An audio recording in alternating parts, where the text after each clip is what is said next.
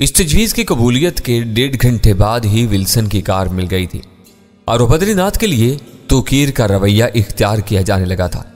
Princeton के वीराने में बैठे हुए तीनों अफराद जल्दी अपना सर पीटने पर मजबूर हो जाएंगे।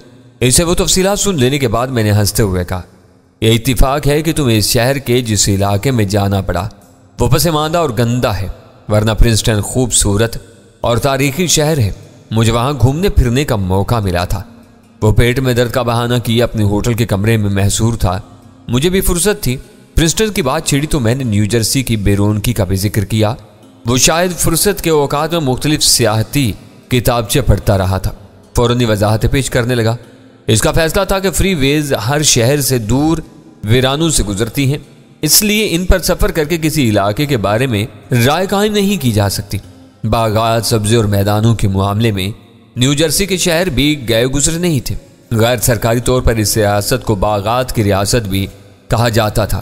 बज़ाहिर वो मुहम्मल सी गुफ्तगू थी जो वक्त गुजारी या वक्त के ज़ियान से ज़्यादा अहमियत नहीं रखती थी, मगर इस दौरान में बदरी को एक अहम नुक्ता सूझ गया और इस पर उसी वक्त बात भी हो गई। इसे भारतीय सीक्रेट सर्विस से आर्जी तौर पर आइजक बेल की तहवील में दिया गया था और उसने बदरी को तरबियत के लिए CIA के हवाले कर दिया था। उसे डर था कि उसने गैप और अब्बास करमानी के बारे में कारआमद मालूमात मुहैया की तो खराज तहसीन मिलने के साथ साथ ये अंदेशा भी था कि इस पर शक किया जाने लगे। वो बातें जो अमेरिका को जानने और इसके लिए बरसों से काम करने वाले सरतोड़ कोशिशों के बावजूद नहीं मालूम कर सकते थे। बद्रीनाथ की जुबान से अजीब मालूमात सुनते और फितरी तौर पर यह जानने की कोशिश की जाती कि उसकी मालूमात का क्या जरिया था। बद्रीनाथ के पास इस आम सवाल का कोई इत्मीनान बख्श जवाब नहीं था। आइजक बेल को उसके कैफरे किरदार तक पहुंचाने के लिए गैप के बारे में जुमला मालूमात CIA के बड़ों तक पहुंचानी जरूरी थी। मैंने स्कॉच के गिलास से एक घूंट लेकर चंद सानियों तक गौर किया और फिर ज़हन में एक खतरा उभरते ही मेरे रूंगटे खड़े हो गए। CSD के जोम में मैं तकरीबन रोज ही बद्रीनाथ को फोन कर रहा था। हमारी गुफ्तगू हमेशा महफूज रही थी। किसी ने दरमियान में दखल अंदाज होने की कोशिश नहीं की थी, मगर दुनिया भर में एक शहर से दूसरे शहर को की जाने वाली कॉल्स में दोनों तरफ के फोन नंबर और गुफ्तगू का दौरानिया वगैरह खुद कार तरीके से रिकॉर्ड किया जाता है। अगर बदरी की जरूरत से ज्यादा बाखबर होने पर किसी के कान खड़े होते और वो जेफरसन होटल का रिकॉर्ड चेक करता तो उसे यह मालूम हो सकता था कि बदरी के लिए रोजाना मुकर्ररा औकात में बाहर से फोन आते रहे हैं। कंप्यूटर की मौजूदगी में यह सुराग लगाना ज्यादा मुश्किल नहीं था कि बद्रीनाथ को वो कॉल्स मेन हिटन से पेन प्लाजा होटल की 5वीं मंजिल के एक खास कमरे से की जाती रही हैं। इस इंकिशाफ के बाद हमारे लिए ऐसे संगीन खतरात पैदा हो सकते थे जिनका तसव्वुर ही तकलीफ दे था। तुम कह दो कि अब्बास ने न्यूयॉर्क से फोन करके तुमको अपनी खुशी में शरीक किया है। मैंने ठहरी हुई और गंभीर आवाज में मशवरा दिया, मगर क्यों? मैं उसे क्या जानूं? वो मुझे क्यों फोन करेगा? मेरे लहजे पर बद्रीनाथ ने बौखलाकर एक ही सांस में 3 सवाल का डाले। वो एक ईरानी स्याह के रूप में तुम्हें दिल्ली, मुंबई या आगरा में मिला था। मेरे ज़हन में एक नया खाका तैयार होने लगा। कई महीने तक तुम दोनों की दोस्ती रही। वो कभी कभार तुम्हें खत लिखता रहा। तुम न्यूयॉर्क आए तो एक दिन वो तुम्हें मिल गया। दोनों ने एक दूसरे को पहचान लिया। उसने तुम्हें सख्ती से मना किया कि उसका असल नाम न दूं। अमेरिका में वो नाम बदल कर आया था। मैं गिलास से एक घूंट लेने के लिए खामोश हुआ तो बद्रीनाथ बेचैनी से फोन पर बोल पड़ा। बोलते रहो, मैं ध्यान से सुन रहा हूँ। इस कहानी में जान मालूम होती है। फिर तुम न्यूयॉर्क से रिचमंड चले गए। उसने न जाने किस तरह तुम्हारा सुराग लगा लिया और रोज तुम्हें फोन करने लगा। वो जाती बातें करता था, इसलिए तुमने किसी से उसका जिक्र नहीं किया। आज उसने गैप के बारे में लबकुशाई की तो तुमने उसकी तरफ से राजदारी की हदायत के बावजूद अपना फर्ज समझा कि सारी मालूमात अपने बड़ों तक पहुंचा दो। वो रहता कहाँ है? बद्रीनाथ ने मशीन लहजे में सवाल किया। उसे तुम्हें अपने सही ठिकाने से कभी आगाह नहीं किया। अमेरिका में उसका रवैया राजदाराना बल्कि पुरस्रार सा था। दोस्ती की वजह से तुम ज्यादा तजस्सुस में नहीं पड़े। और अगर उन्होंने फोन का रिकॉर्ड चेक कर लिया तो मैं कहाँ जाऊंगा? मेरी कॉल्स रिकॉर्ड पर मौजूद है। तुम्हारी पोजीशन पर जरा भी हर्फ नहीं आएगा। आइजक बेल इसी वक्त मेरे गले की हड्डी बनकर रह गया था।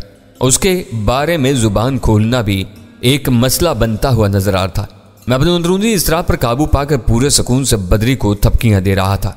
तुम मुश्किल में पड़ जाओगे। बात इतना हद तक बढ़ी तो वह किसी भी वक्त तुम्हारे कमरे के दरवाजे पर दस्तक दे रहे होंगे। देने दो, मैंने यहाँ नहीं मिलूंगा। मैं इसी वक्त ये होटल छोड़ने का फैसला कर चुका हूँ। मैंने पुरस्कून लहजा में कहा। मेरे इन अल्फाज पर वीरा मुताहिर नजर आने लगी थी।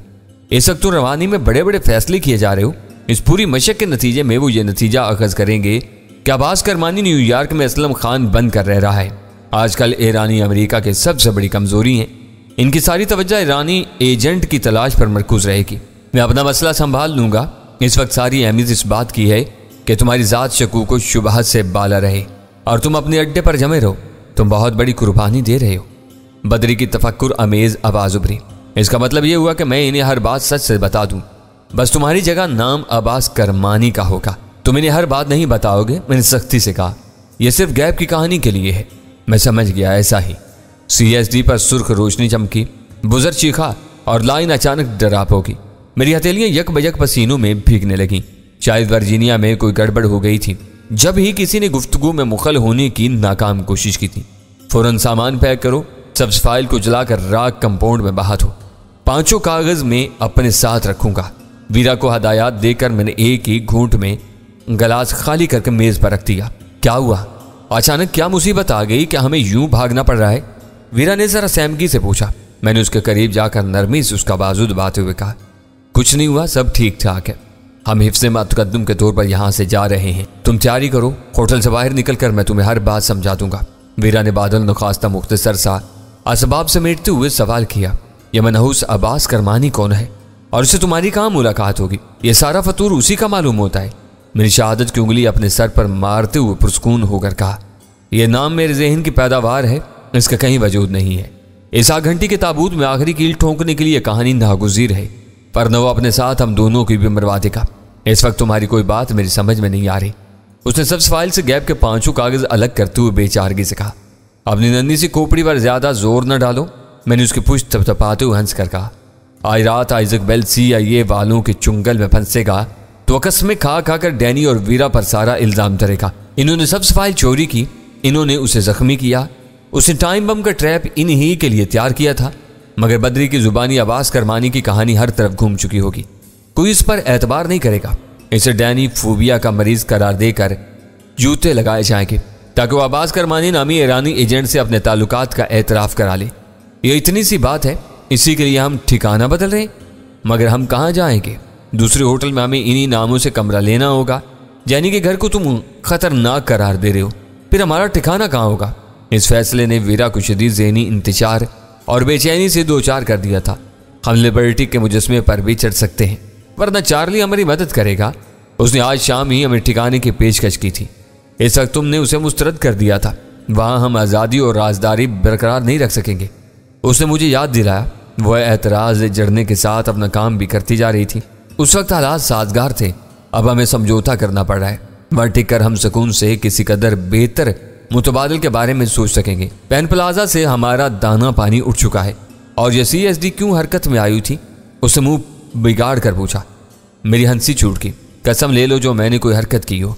इसका मूड खराब होता देखकर मैंने कदर तवक्कुफ के बाद दोबारा कहना शुरू किया, हो सकता है कि ये कोई इत्तिफाक रहा हो। गुफ्तगू तवील हो गई थी, शायद ऑपरेटर ने चेक करना चाहा हो कि बात जारी है या लाइन फंसी हुई है। होटल छोड़ने से पहले चार्ली से बात नहीं करोगे? चंद सानियों बाद वीरा ने पूछा। बाहर के भूत से बात हो जाएगी। यह मत भूलो कि दुश्मन को उसकी ज़मीन पर शिकस्त से 2-4 करने के लिए लोहे के चने चबाने पड़ते हैं। इस वक्त की ज़रा सी ताख़ीर या गफलत है हमारी बसात उलट सकती है।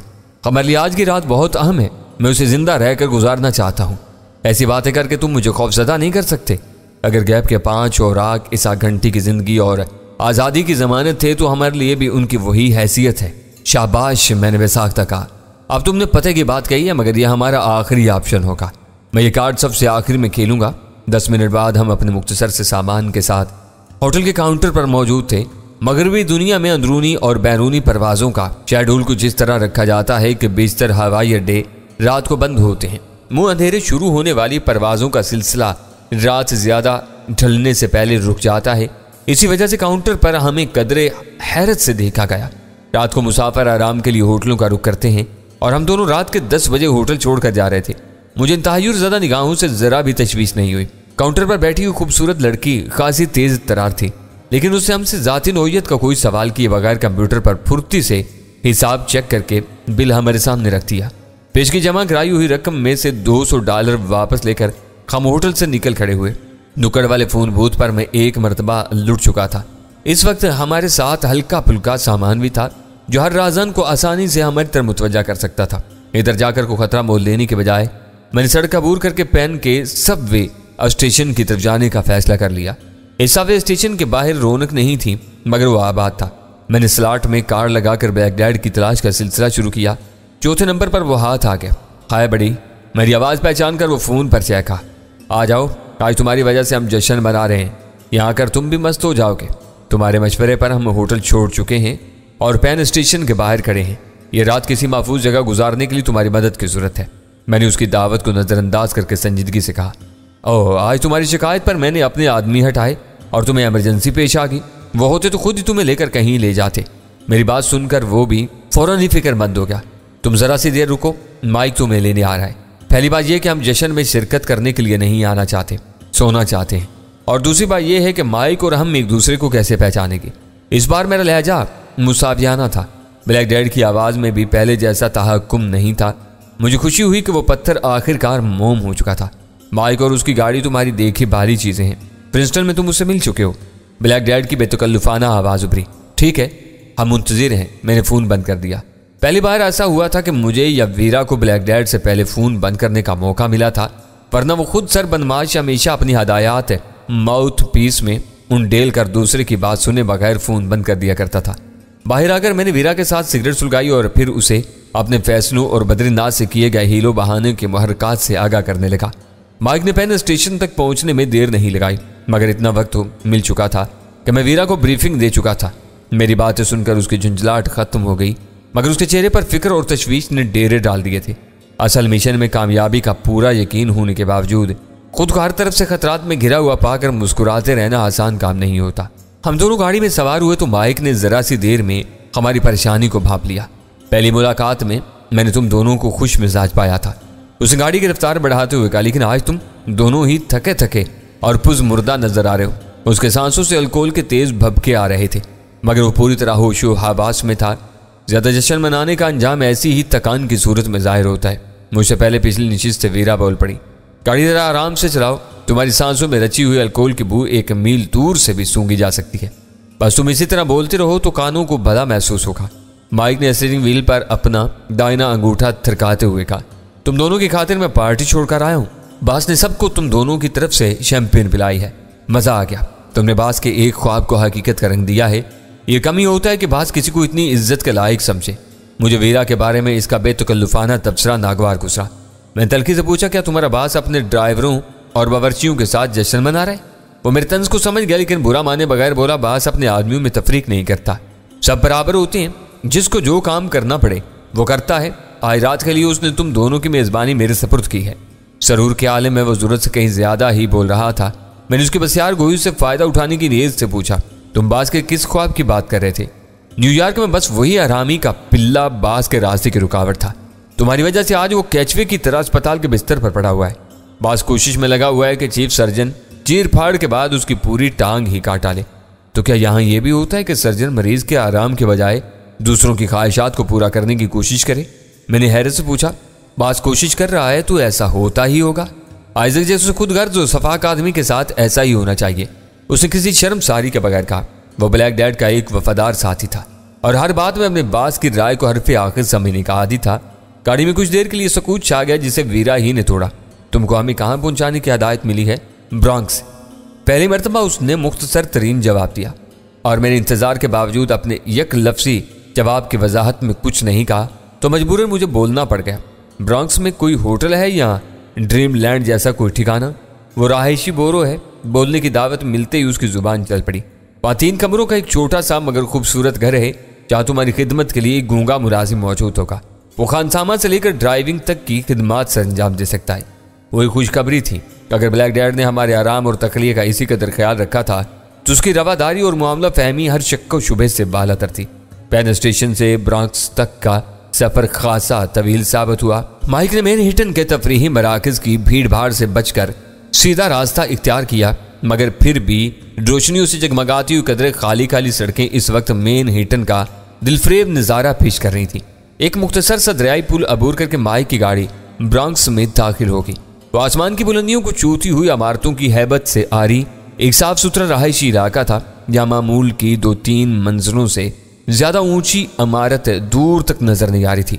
रोशन सड़कों पर मुख्तलिफ रहायशी बलाग से गुजरकर माइक ने अपनी गाड़ी एक मुख्तसर से बंगले के अहाते में सरसब्ज लान के दरमियान बनी हुई पुख्ता रविश पर रोक दी और फुर्ती से नीचे उतरकर वीरा के लिए अकबी दरवाजा खोलकर खड़ा हो गया। शायद वीरा को भी माइक का तर्ज अमल पसंद नहीं आया था। वो उसे नजरअंदाज करके मेरी तरफ के दरवाजे से नीचे आ गई और नागदाना नजरों से उस मकान का जायजा लेने में मसरूफ हो गई।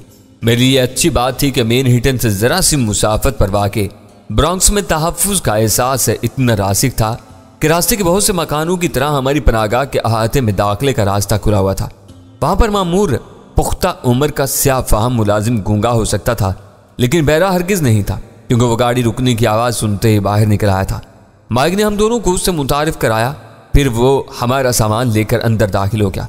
2 ख्वाबगाहों और एक बैठक के साथ उस मकान में वसी बावर्ची खाना था। 4 अफराद के लिए खाने की मेज़ बावर्ची खाने ही में पड़ी हुई थी। माइक ने बताया कि हमारे अस्पताल के लिए पिछले गैराज में एक गाड़ी भी मौजूद थी। मुझसे इजाज़त लेकर माइक ने वहीं से ब्लैक डैड को फ़ोन करके अपनी कारकर्दगी की रिपोर्ट दी। फिर रिसीवर मुझे थमाकर अलविदाई अंदाज में रवाना हो गया। तुम जब चाहो बेखौफ खतर होकर इस मकान में रह सकते हो। तुम्हारी मर्जी के बगैर वहां तुम्हें कोई डिस्टर्ब नहीं करेगा। इस वक्त ब्लैक डैड की बोझल आवाज़ से नशे के असरात मुतरश थे। ये सब दुरुस्त है, मगर मुझे एक बात पर सख्त तशवीश है। तुम आज की कार्रवाई का सहरा अपने सर लेने के बजाय मेरी तशाहिर करते फिर रहे हो। मैंने धीमी आवाज़ में शिकायत की। बिल्कुल नहीं, बिल्कुल नहीं। उसने जल्दी से तरदीद की। मैं ऐसी तशहीर के तबाहकुन नताइज अच्छी तरह जानता हूँ। मालूम होता है कि रास्ते में माइक ने हस्ब मामूल फजूल गोई का मुजाहरा करते हुए तुमको गलत फहमी में मुब्तला किया है। माइक की गलती की तरफ ध्यान जाते ही उसका पारा चढ़ने लगा था।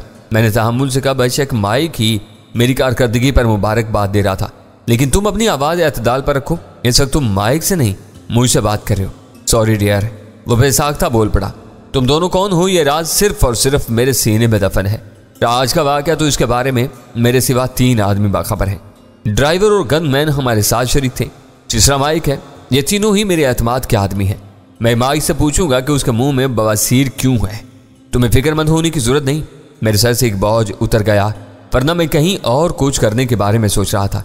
उसके हंसने की भूडी सी आवाज़ उभरी। फिर वो बोला, तुम देख ही चुके हो कि मेरे हाथ कितने लंबे हैं। दोस्ती हो जाने के बाद तुम मुझे नहीं छोड़ सकते।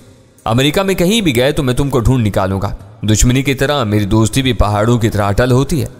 इतला के शुक्रिया। अब तुम बेगम होकर अपना जश्न मनाओ, हम भी सोने की तैयारी करते हैं। मेरा मशवरा मानो तो आप इस लड़के से शादी कर लो। उसे तुम्हारी खातिर खुद को बर्बाद कर लिया है।